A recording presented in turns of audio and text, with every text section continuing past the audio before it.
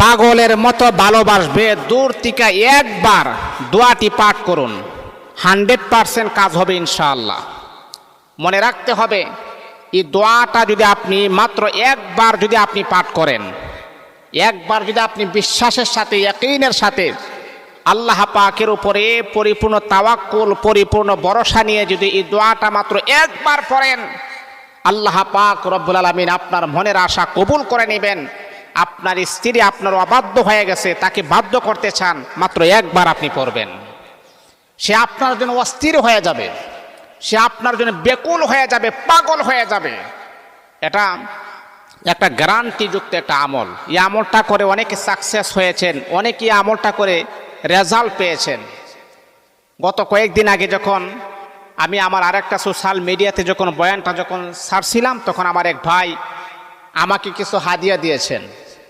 তা আমাকে বলতেছে, শায়েখ আপনার নাম হচ্ছে মুফতি মিজানুর রহমান বিবারিয়া, আপনার একটা আমল পেয়ে আমি অত্যন্ত খুশি হয়েছি, এমনকি আমি রেজাল্ট পেয়েছি, এই জন্য আমি আপনাকে খুশি মনে কিছু হাদিয়া দিতে চাই।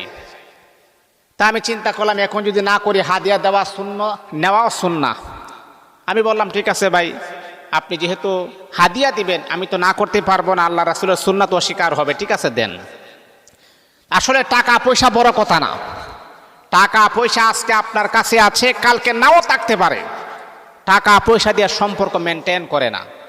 ভালোবাসা হচ্ছে মনের একটা আবেগ, অনুভূতি, ভালোবাসাটাই হচ্ছে আসল ভালোবাসা। এটা টাকা পয়সার কাছে বিক্রি হই না। আমাকে টাকা দিলেও আমি খুশি, না দিলেও আমি খুশি। আমি সবচাইতে বড় খুশি হই আল্লাহ পাকের পিয়ারা বান্দারা যখন স্বামী স্ত্রীর সংসার যখন মজবুত হয়, বাঙ্গা যখন না হয়, চূর্ণ বিচূর্ণ যখন না হয়, তখন আমি সবচাইতে বড় খুশি হই। আল্লাহ, আমার একটা আমল, আমি নগণ্যের একটা কথা শুনে যদি তারা আমল করে, এই আমলটা যদি তাদের উপকার হয়, এর চাইতে বড় খুশি আর আমি কিছু হই না। এটা একটা পরীক্ষিত আমল, আপনাকে পাগলের মতো ভালোবাসবে। দূর থেকে একবার আপনি পড়ুন, আপনার স্বামীর কথা স্মরণ করে। সম্মানিত হাজিরিন, মা বোনদেরকে আমি বলবো, বাবাদেরকে আমি বলবো, আমলটা কিভাবে আপনি করবেন। আমলটা করার কিছু বৈশিষ্ট্য রয়েছে, কিছু ক্ষেত্র বিশেষ রয়েছে। আমলটা আপনারা করবেন, আগে কিন্তু 5 ওয়াক্ত নামাজ পড়বেন। মা, আমি আপনাদেরকে বলছি, এইরকম সমস্যার সম্মুখীন হাজারো মা বোনেরা রয়েছেন।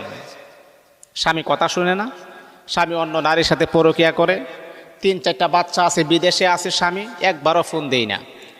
হাজারো নারী এইরকম ডিপ্রেশন, কষ্টের ভিতরে দিন কাল অতিবাহিত করতেছেন, এটা আমি জানি।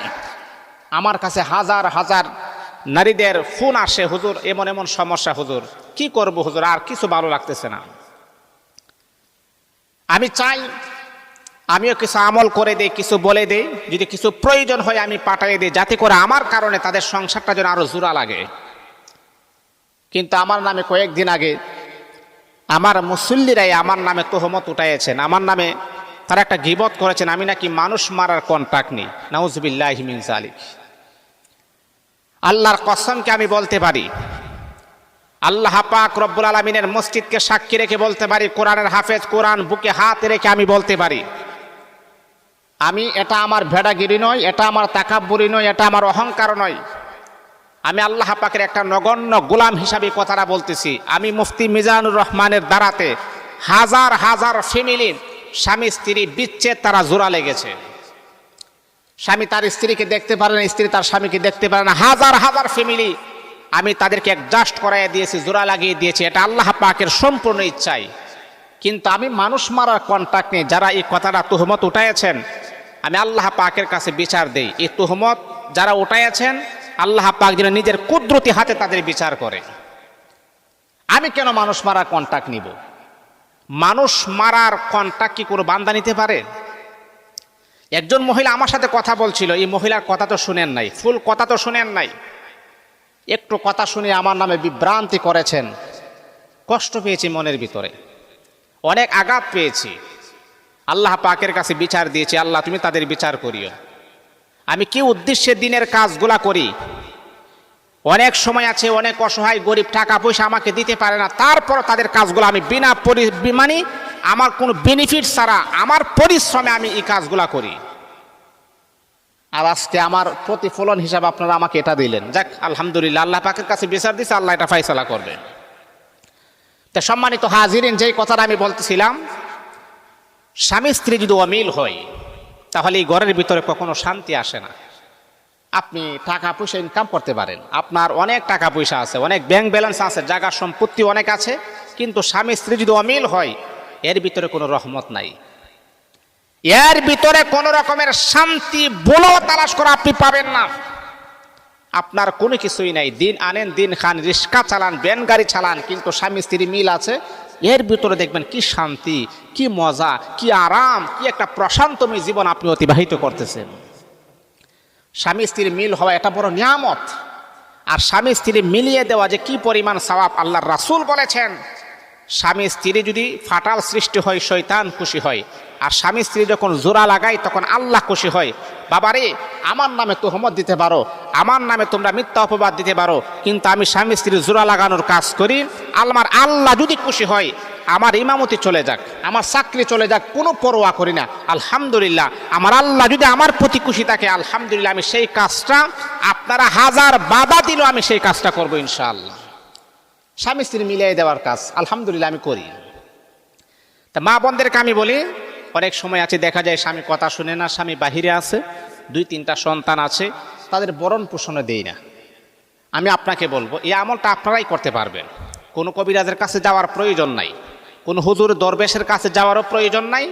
আল্লাহ পাকের উপরে পরিপূর্ণ আস্থা, পরিপূর্ণ তাওয়াক্কুল রেখে এই আমলটা আপনি নিজের ঘরে বসে আপনি করেন, কিন্তু শর্ত হচ্ছে 5 ওয়াক্ত নামাজ পড়বেন। আপনাদের মাসে ব্লাড বের হয়, রক্ত যায়, ওই দিনে নামাজ না পড়বেন, যখন পবিত্র হয়ে যাবেন তখন আর মিস করা যাবে না, নামাজ পড়বেন। 5 ওয়াক্ত নামাজ পড়ার পরে আমলটা আপনি করবেন।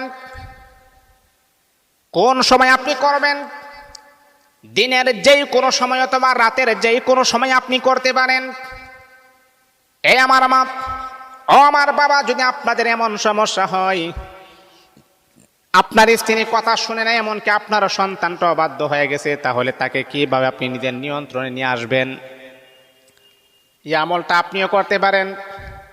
5 ওয়াক্ত নামাজ পড়বেন। আমলটা করার সময় পবিত্রতা অর্জন করবেন, উযু করে নেবেন। যেখানে বসে আমলটা করবেন সেই জায়গাটাও পবিত্র হতে হবে, সেই জায়গাতে আপনি বসবেন। বসার পরে আপনি 7 বার দুরূদ ইব্রাহিম পড়বেন, 7 বার। আল্লাহুম্মা সাল্লি আলা মুহাম্মাদিন ওয়া আলা আলি মুহাম্মাদ কামা সাল্লাইতা আলা ইব্রাহিম ওয়া আলা আলি ইব্রাহিম ইন্নাকা হামিদুম মাজিদ। আল্লাহুম্মা বারিক আলা মুহাম্মাদিন ওয়া আলা আলি মুহাম্মাদ কামা বারাকতা আলা ইব্রাহিম ওয়া আলা আলি ইব্রাহিম ইন্নাকা হামিদুম মাজিদ। দুরূদ ইব্রাহিম 7 বার পড়ার পরে ইস্তিগফার 7 বার পড়বেন। আস্তাগফিরুল্লাহাল্লাযী লা ইলাহা ইল্লা হুয়াল হাইয়ুল কাইয়্যুম ওয়া আতুবু ইলাইহি লা হাওলা ওয়ালা কুওয়াতা ইল্লা বিল্লাহিল আলিয়্যিল আযীম 7 বার পড়বেন, সাথে সাথে 14 শেষ। তারপরে বন্ধু আমার, কুরআনুল কারীমের এই আয়াতটা একবার পড়বেন, ওয়া আলকাইতু আলাইকা মাহাব্বাতাম মিন্নি। একবার পরে স্বামীর ছবিতে ফু দিবেন, অথবা স্বামীর ছবি না থাকলে মনে মনে স্বামীকে স্মরণ করে ফু দিবেন। আল্লাহ, আমার স্বামী আমার কথা শুনে না, আল্লাহ আমাকে ফোন দেই না, আমার স্বামী 2টা সন্তান আছে, তাদের কোনো খোঁজ খবর নেই না, আল্লাহ আমার স্বামীর অন্তরে বাচ্চাদের মহাব্বত, আমার মহাব্বত তার অন্তরে তুমি জাগ্রত করে দাও, সেজন্য আমাদের খোঁজ খবর নেই, আর পরকীয়া থাকলে সেইগুলাকে বন্ধ করে দাও। স্বামী হিসাবে স্ত্রীর জন্য করতে পারবেন, আল্লাহ আমার স্ত্রী অবাধ্য হয়ে গেছে, আগে যেই পরিমাণ আমাকে ভালোবাসত, যেই পরিমাণ আমাকে সম্মান করত, এই পরিমাণ করে না, আল্লাহ তার অন্তরের ভেতরে আমার প্রতি মহাব্বত জাগ্রত করে দাও, আমাকে যেন আগের মতো ভালোবাসে এমন একটা তৌফিক দান করে দাও।